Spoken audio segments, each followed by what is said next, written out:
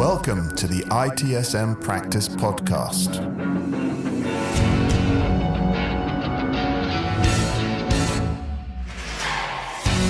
Welcome to another episode of the ITSM Practice Podcast. I'm your host, Luigi Ferri, and with us today is David Barrow, renowned as one of the HDI top 25 tough leaders and a prominent figure in building ITSM communities. This episode, called How Communities Enhance Service Quality, will showcase David's achievements in using communities of practice to improve service management. David brings years of experience in developing and fostering communities focused on service quality around the world. He will discuss how he uses these communities to achieve major enhancements in service delivery and customer satisfaction. David, let's explain how community-driven strategies improve service quality. Now. Thank you to Luigi Ferri for inviting me to participate in the ITSM Practice Podcast. Today I'd like to speak to you about the benefits of building a value-focused community of practice, one that delivers service management and organizational solutions. Over the last few years, I have had the privilege of setting up and co-creating several value-focused communities of practices, or COPs. These communities have grown within the organizations I've worked with and expanded to become cross-industry initiatives focused on career progression, mentoring, and improving careers for those that are marginalized in our working world. And I'd like to share with you why these communities are not just beneficial, but essential for modern service management. My journey with communities began whilst working on improving digital service quality in a global organization. As part of our work, we identified significant silos across teams, geographies, and technologies. These silos disrupted service quality. They impacted and affected internal colleagues. They destroyed customer trust, and ultimately, they were driving customers to competitors. Our team worked together and took the expertise from their diverse backgrounds and discovered a common issue. Often, newly developed digital services were out of sync with their underpinning legacy services. There were multiple frameworks and methodologies conflicting and working against one another, and they were not harmonized, and they certainly were not seeking to co-create value. We propose shifting this focus to be enterprise-focused service management, looking at how we delivered our digital products and services, but most importantly, looking at how we co-created value for our customers and our consumers through a value-driven community. Essentially, this meant aligning organizational strategy with the digital and enterprise teams who were in charge with delivering those outcomes.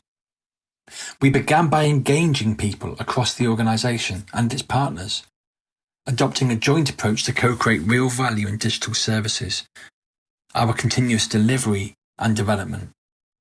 We established a value-focused community of practice that asked a simple question: what does value mean to you? When we began, we built sustainably. We avoided a big bang approach. We identified sponsors. We selected a few services and teams to focus upon, and we considered their roles, influence, and impact on digital service definition, production, and support, along with their interactions with service customers, who we also spoke to. And we found that through iterative engagement with stakeholders, we began to create a sustainable, value-focused community of practice. These initial groups included global consumer-facing teams, C-level champions who supported us, people from all across the organisation.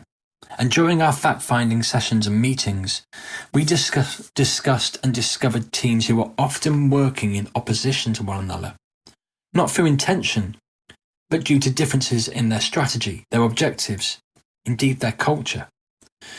And this created stressful, urgent situations. So we countered this. We adopted the ALLO approach. We asked, we listened, we observed, and we empathized. We discovered that teams felt less restricted working in a practice rather than within a process. And by creating a community, we lifted them out of the fires that they were fighting every day, and we created a safe space. We removed the stress of their daily interactions, and we facilitated collaboration. And as a group, we created a common service quality charter that was focused on value, the value of our organisation, our own personal values, and the values of our customers. This community grew from a handful of members to a global team of influencers, focusing on service quality. We began to influence value-focused outcomes. We created new roles, and we set objectives adopted by the teams but delivered across the enterprise. And positive results began to come, slowly at first, but as we built up, they came more quickly. We looked at proof of concept services, and we mapped our current and desired states. And we understood where we could improve services for ourselves, for our partners, for our customers, and how we could measure and show these improvements. We were also assessing whether services were being well received by customers and consumers. We focused on that watermelon reporting that most of us in service management are incredibly aware of, where something is green on the outside, but your customers are telling you it's red. We embedded continual improvement across digital services. We identified role gaps, and we began to inform the organisation's technology roadmap and strategy.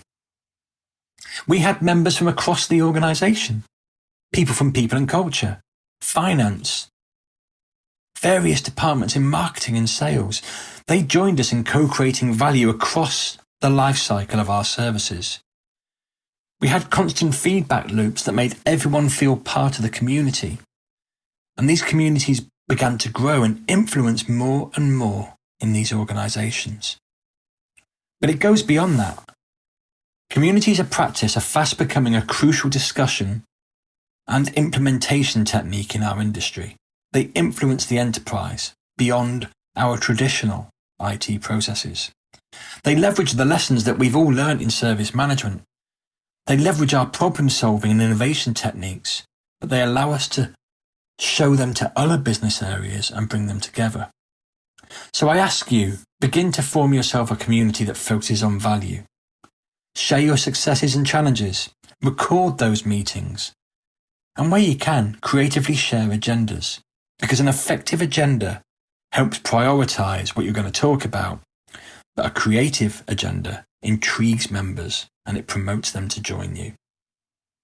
So in conclusion, building a value-focused community of practice is not just about improving services. It's about creating a collaborative environment where continuous improvement and innovation thrive. It transforms service management into a dynamic, inclusive, and impactful place. And as I spoke about earlier, it makes for a great career path that makes a significant difference in many organisations and across our industry. There are now communities spinning up for service management professionals globally. And if you get the opportunity, I'd invite you to look at the open service community where you can see more of this great work and impact coming into effect. Thanks for listening. Bye-bye.